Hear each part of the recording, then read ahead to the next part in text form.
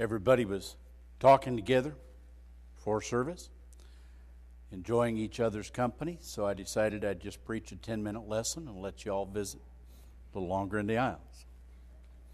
This is April 1st, isn't it? A couple little things before I actually get into the lesson. Number one, in the bulletin this morning, I put a note about what's going on in the Caribbean with a lot of our brethren on the various islands. And again, the Brother Burke on that said there's not anything we can do at this point but pray. But while you're praying for them, pray for our brethren in Florida that have been hit, our brethren in Houston that have problems, the people in Oregon and Montana and Idaho that have been plagued with all of the fires that have devastated communities. The world's a mess. What's going to allow us to simply stand on our faith? And this morning in Bible class, we quoted for the umpteenth gazillion time Romans 10. Faith comes by hearing, and hearing from the Word of God. Tonight's lesson is basically going to be about stories. Once upon a time, long, long ago, in a land far, far away, lived a frog. But to quote one of my favorite TV shows, Rocky Bullwinkle Show, and the episode in that, Fractured Fairy Tales, but that has nothing to do with tonight's lesson. But it has everything to do with tonight's lesson. Because people are a people of a story. We've had new people move into our congregation, and one of the things I try to warn them about is that when you first come into a group, what you are missing is their story. What you do not know is how they got where they got. Who are the players? Who are the people that cause problems? Who are the people that solve problems? All of this has a history. Why do we do things the way we do? And a lot of it is based purely on Scripture, but our application of those Scriptures sometimes. There's a story behind every congregation, and there's a story behind nations. There's a story behind the church. And when we talk about stories, I'm aware of enough. I don't like movies. I don't watch very many movies. People will bring up movies, and I don't know, I haven't seen that. But the stories of our generation, The Princess Bride. I can quote a couple lines out of that one, and I've only seen it twice. Or you can do Harry Potter. And I've collected the whole books, and I've read them. Or again, you have Star Wars, which there's a whole series done out of order to make it a comprehensive. And what happens is, about 15 years ago, I was teaching a college class. And I don't even remember which movie it was, but they had memorized the dialogue for that whole movie. And so something would happen, and in unison, they would break out and quote one of the quotes from the movie. And you know, as an old geezer, I just sat there and shook my head. Because while they could do that, there were so many stories that they needed to know, that they needed to have as part of their family, that they needed to have as a foundation for who they are, why they are, how we got to where we are. And so when we talk about stories, what is the stories? What is our story? Now, in the first century, they had storytellers. And what they did was they memorized thousands and thousands of lines of the story. And they would quote these over and over again. You know, you get home, and there was no TV. There was no radio. And most people didn't have books. So what in the world would you do?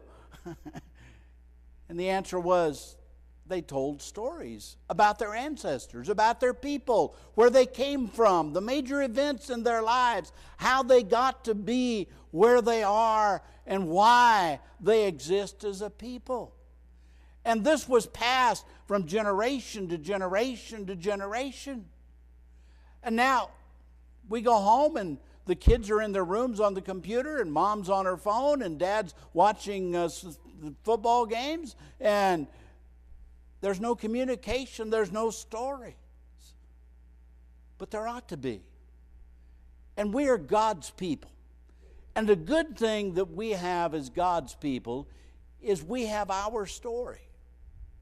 But one writer recently wrote, and what he said was, in this age, the Bible doesn't stand a chance. Of course, there was Aesop's fables, and they have been a mainstay over many centuries and nations. Christians have the reading of the apostles' memoirs. That was the old way they talked about the New Testament. And so here we are as God's people, and we have a story to tell. We have a story to perpetuate. We have a story that makes us who we are. How do we get this passed down? How do we get our children to understand why we believe what we believe? How do we get our children to understand how Jesus came and why he came? How do we pass this on? And the answer is, very simply, stories. Stories and stories. I mentioned this morning, my first preaching job in Oklahoma, Brother Harlan Kaufman, one of the most godly men I've ever met in my whole life, and I wished he was my grandfather. I offered, but he refused to adopt me. The problem that, as I saw, he would gather his grandchildren around him, and he would tell stories. And I would sit on the floor because I'd only been a Christian about 4 years, and I didn't know these stories. And so he would be telling the story, and you could just see they knew all the details. And they knew what was coming next, and they were excited, and they enjoyed the stories. It was a joy just to watch as he was doing. But you know, that was God's way of preserving our story. That was what God wanted his people to do. Go back to Genesis with Abraham. Now, I'm going to just read a whole bunch of scriptures to you. So I put them on the overhead, and you can read them there. I'm not going to spend much time waiting for you, but if you're on your phone, you can be there before me. Now, God said concerning Abraham, I've chosen him. Why? Why choose Abraham? And he said, so that he may command his children and his household after him, and keep the way of the Lord by doing righteousness and justice, so the Lord may bring upon Abraham what he has spoken about him.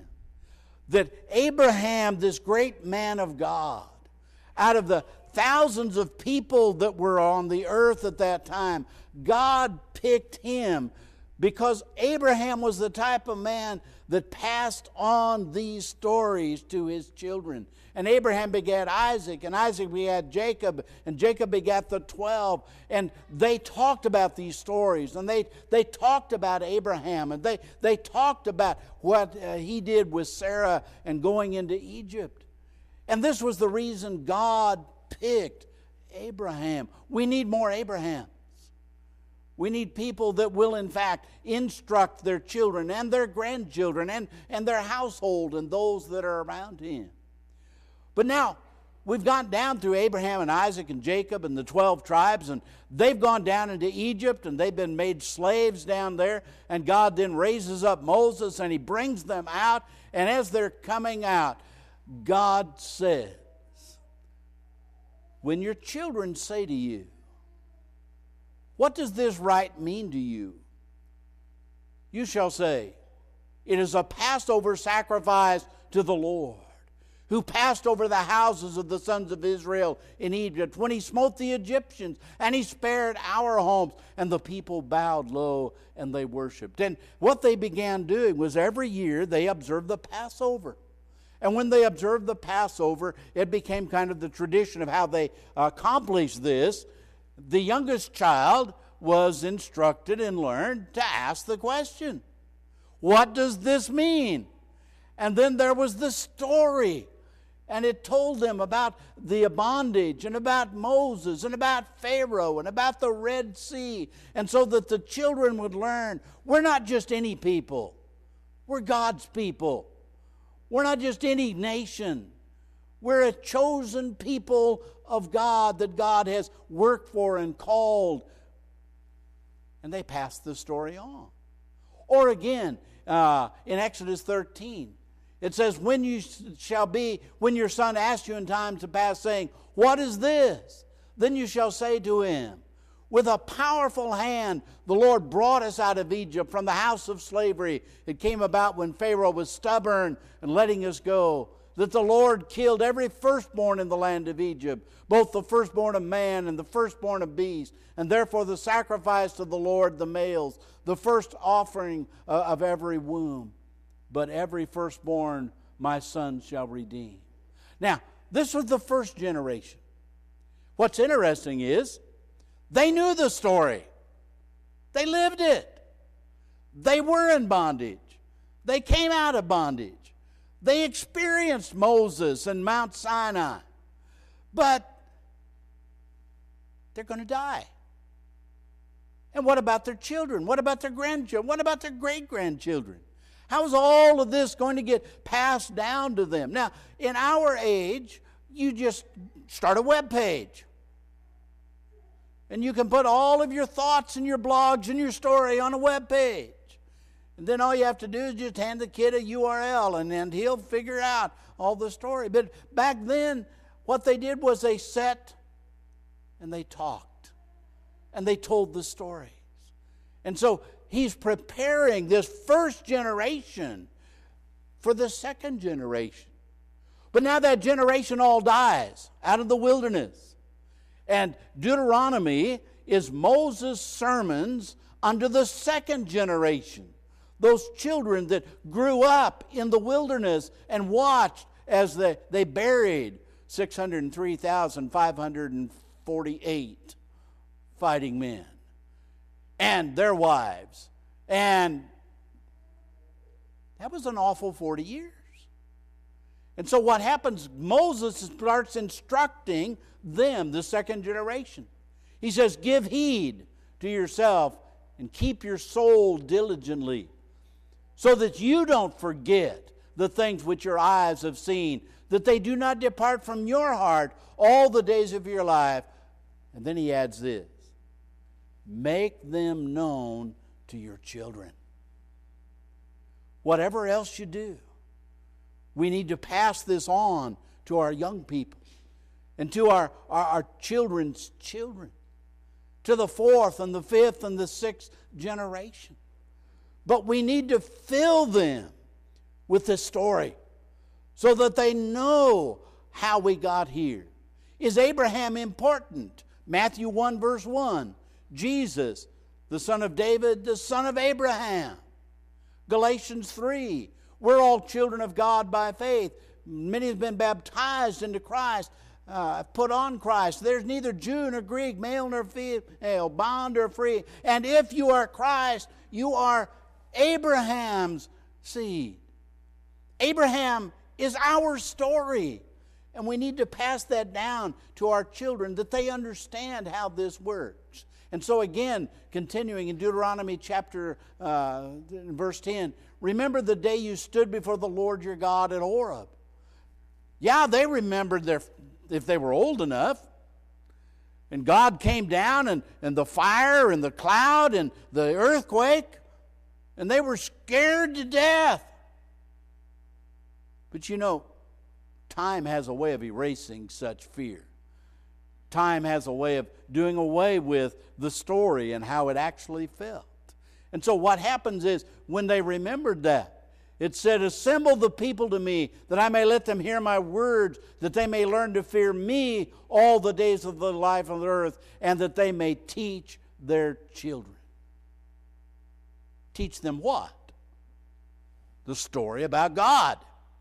The story about us, who we really are. Again, in Deuteronomy 6, this is the commandment and the statutes and the judgment the Lord your God has commanded me to teach you, that you may do them in the land where you are going to possess it. But verse 2 says, and so that you and your sons and your grandsons might fear the Lord. These great stories. One of the things you begin seeing in these stories is God is not to be messed with. God is God.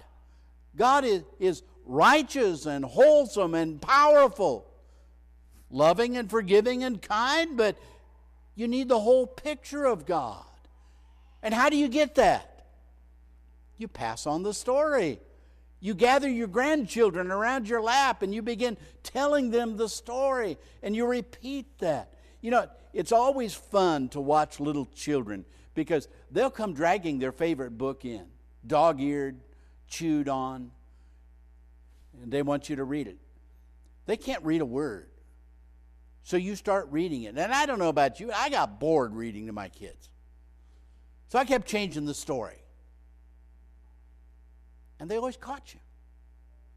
They knew immediately. You know, it's time for bed, so I will skip from page 6 to page 12, and we can get this story done really quick. No. That's because they've heard it, and they've heard it, and they've heard it. But you know what? They want to hear it again. And so it's not a problem in teaching your children. They'll listen to it again. The problem is with adults. And the adults get bored, and the adults want something new, and we end up not educating our children and not teaching them. He said in Deuteronomy 6, verse 7, you shall teach your children diligently, and you shall talk of them when you sit in your house, and when you walk by the way, when you lie down, and when you rise up. Brother Kaufman did this. If they were going into town, they would play Bible games. If they were sitting waiting for supper, he would play Who Am I? And he would begin giving them clues about who he was. And they had to get from that who this was. They had to know the story in order to finish the game. And he did this. He did this in the mornings and the evenings. And I've kept in touch with his children. And now I'm staying in touch with his grandchildren and his great-grandchildren. And many of them, not all, but many of them have turned out very faithful because of sitting in that house with Grandpa listening to these stories over and over again. Verse 8 of Deuteronomy 11, you shall bind them as a sign on your hand, and they shall be as frontals in your forehead, and you shall write them on the doorpost of your house and upon your gates, so that when you went out in the daytime, when you came home at night, here is part of the story. And the story simply becomes ingrained. It becomes part of them. They can recite it and they can pass it on. Deuteronomy 11 verse 19, you shall teach them to your sons, talking of them when you sit in your house, when you walk along the road, when you lie down, and when you rise up. Yeah, I know that sounds like the verse we just read. As I said before, so say I now again. This was so important that Moses begins repeating it almost word for word for word to tell this story. Again, you shall write them on the doorposts of your house and on your gates, so that your days and the days of your sons may be multiplied in the land. They needed to know how it was pleasing to God. They needed examples to show when they weren't pleasing to God. They needed to know the story about God. So then you turn to the book of Proverbs. Alexander Campbell, the story goes, that's another story, he decided to to make his children very wise in worldly affairs, they would memorize the book of Proverbs. And from what I read, they did. And I read that story, and you know how you're impressed with stories? I'm going to do that. But how do you test them? Now, if you test them by reading the book and they have to quote it, they realize that's not all that important to you. So I began realizing the only way I could do what he did was I'm going to have to memorize the book of Proverbs. I wished I had. I wished I'd have passed it on. But I took the wrong road.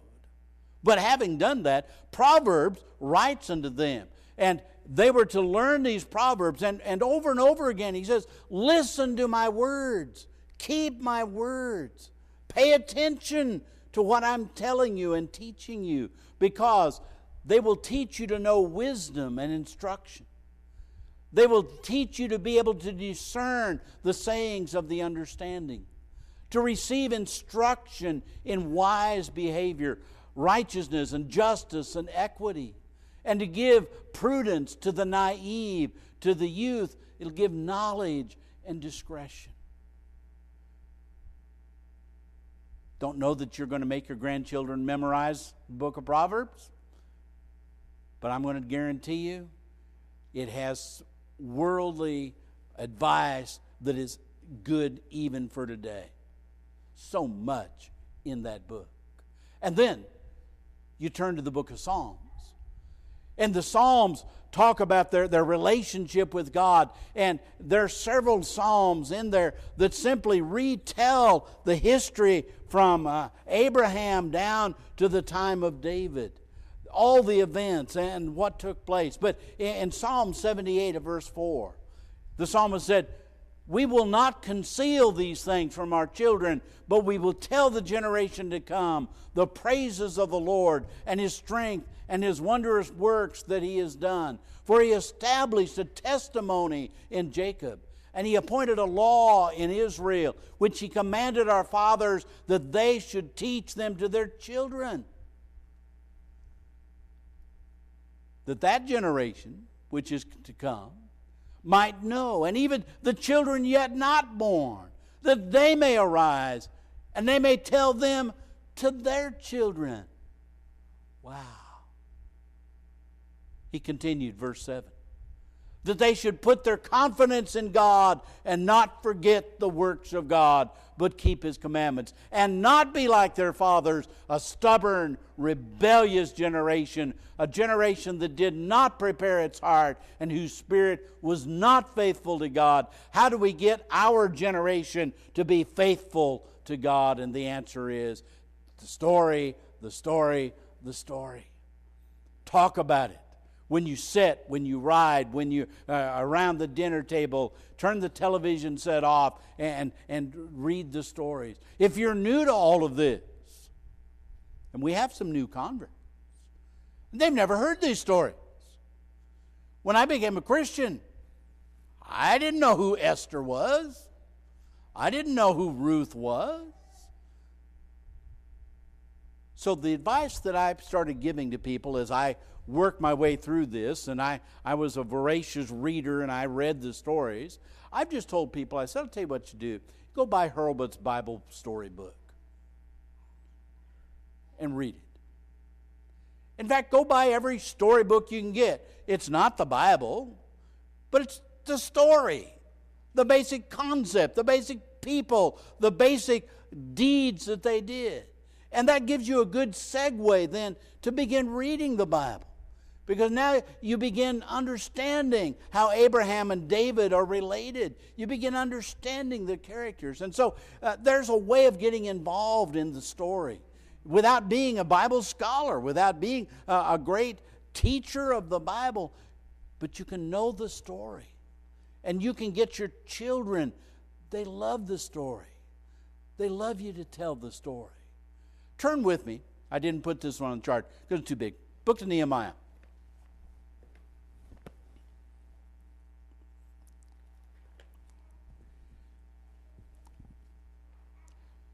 Children of Israel did not tell the story.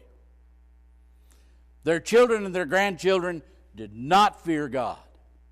They worshiped idols, and God punished them. And now Nehemiah and Ezra have brought them back from 70 years of captivity under the Babylonians. And they're trying to get them to, again, be a nation of people. And so in Nehemiah, in verse 7, he talks about Abraham. In verse 9, he talks about the affliction of the fathers in Egypt. In verse 11, they crossed through the divided sea. In verse 12, they were led by the pillar of cloud and the pillar of fire. And then in verse 13, they came to Mount Sinai. And then verse 13, they were fed bread from heaven, that is the manna, and they brought water from out of the rock. Verse 17, they appointed a leader to go back to Egypt. They were tired of Moses and the desert. And then they made the golden calf, verse 18. Then 21, 40 years they had to wander. And then God brought them into the kingdom, verse 22, and people and their descendants, verse 24, possessed the land. Verse 26, nevertheless they were disobedient, and they rebelled against God. Verse 27, therefore God gave them into the hand of their enemies. And the end of that verse, He gave them saviors or judges. Y'all see what we just did? We basically told the Old Testament story from Abraham unto Nehemiah's time and the return. How many of you could tell the story like that? We ought to be able to just sit down and tell the main events of the story as it goes along. Now, it happened in the New Testament. When you turn over to the book of Acts, chapter 7, Stephen preaches to the people, and he just rehearses again Abraham and Moses and the rebellion and the temple that Solomon built. And you know, the interesting thing is, I've always pictured Stephen. They're mad. They're ready to kill Stephen. And Stephen then gets their attention. And you know what he does? He starts telling them the story. He gets quiet. He's one of us. This is our story. And they listen, and you can see him on the edge of their seat as he's telling the story again. Now, it's all well and good until he gets down to the end and says, you killed Jesus, but he's raised from the dead. So then they kill Stephen. But it was the story. And then again, you turn to Acts 13, and Paul preaches a lesson. And again, he's talking to the Jewish people. So how do you get the people to listen to you? And the way Paul did it was he told them the story. And he walks them through from Abraham to the land to the coming of Jesus the Messiah. Or you start reading the stories of Jesus. I don't know whether you've ever cataloged all of these things. Jesus talked about Adam and Eve and the creation. Jesus talked about Noah and the flood. Jesus talked about Sodom and Gomorrah. Jesus talked about the 10 Commandments and how they came from God through Moses. He talked about the manna in the wilderness. He talked about Jonah and the great fish. Where did Jesus learn all these stories? I'm going to tell you. Same way all of the Jewish children should have learned them. Parents would have told them and told them and told them and told them. It works. Talked about Elijah. Talked about Naaman the leper and how he was cured. Reading through, Jesus knew the story. And I'm going to tell you, Jesus was a storyteller. You read the parables and their stories. And it drew the people in. And he was then able to apply the lessons that he had learned from all of the book of Proverbs and Psalms and the stories and the examples that were laid out in the Old Testament. That's why we need this grasp of this story. And we need to tell the story. And we need to spend hours and hours with each other just talking about and rehearsing these stories.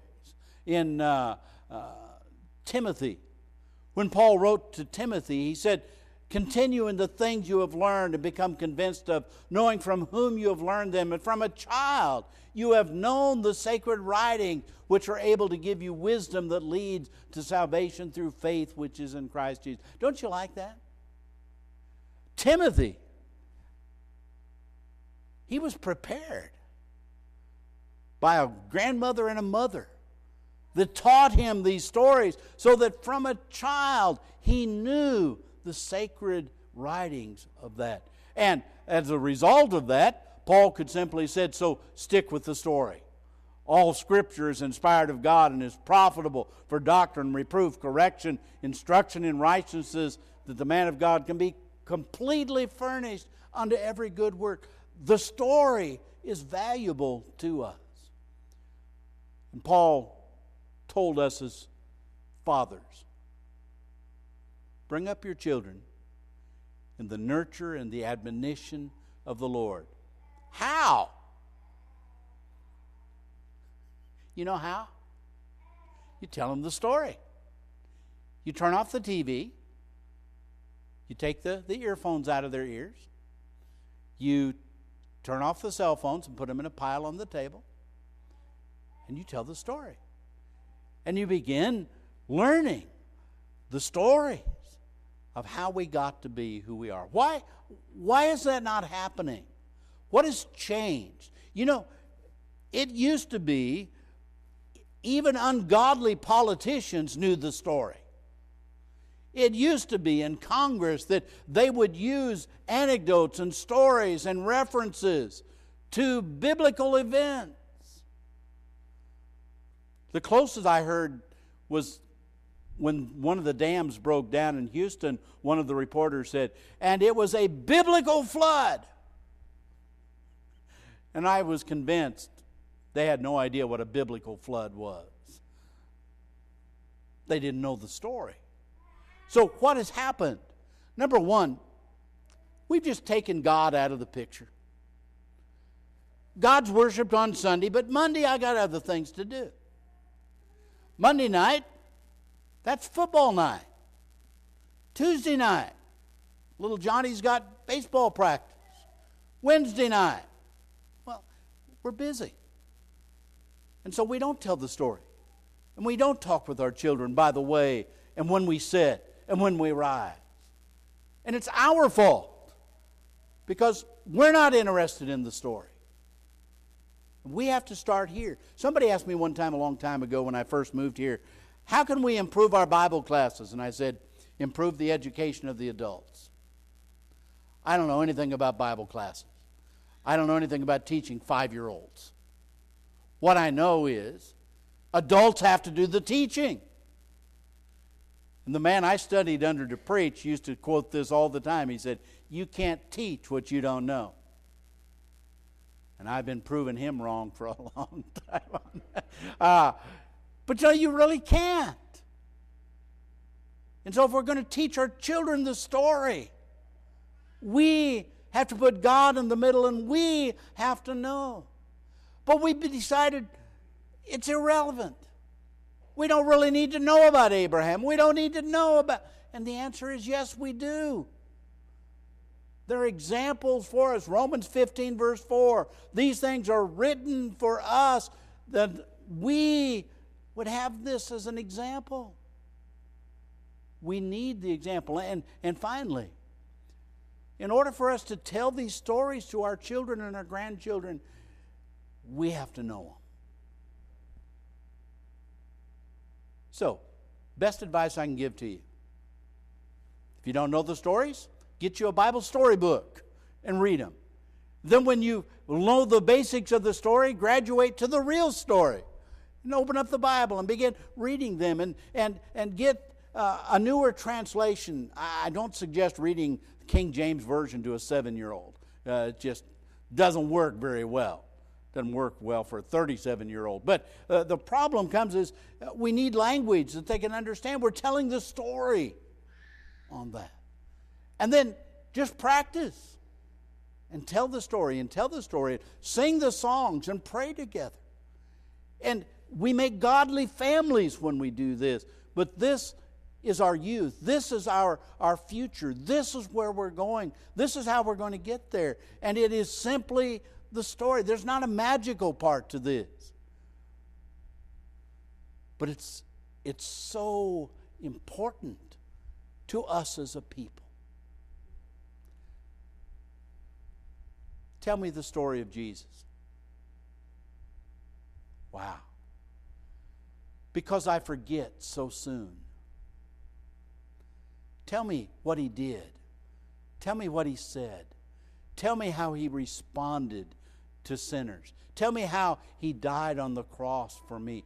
Tell me the story. But in telling me that story, tell me the background. How did we get to Jesus? And back all the way up to, in the beginning, God created the heavens and the earth, and the flood, and Noah, and Melchizedek, and Abraham, and Jonah. And so we simply have the story, and we can just picture the whole of God's working together. Go home and tell the story. Go round up the neighborhood kids and practice. Round up your children, your grandchildren. Have a bunch of adults over on Tuesday night and just take turns. What's your favorite story? Tell it to me. And I'll tell you what will happen. It always happens. You start telling the story, and all of a sudden, your wife's going to have to correct you. Or the brother sitting next to you, or the one across. But, that's how you get the story right. That's how you pass it on, is you tell it, and when there's errors, it gets corrected, and you begin telling the stories until we are so familiar with these stories that we basically could number them. And if we needed a point, remember number 5. And everybody immediately goes, oh, Sodom and Gomorrah. I remember that. We need the story. The story about Jesus is the story about sin and redemption, and Jesus died for you. If you believe that story, you need to be a Christian. You need to follow Jesus. Give him your heart. Give him your soul. Give him your whole body, and learn the story of Jesus and pass it on. If you're willing to do that, we invite you to come. Together we stand and sing.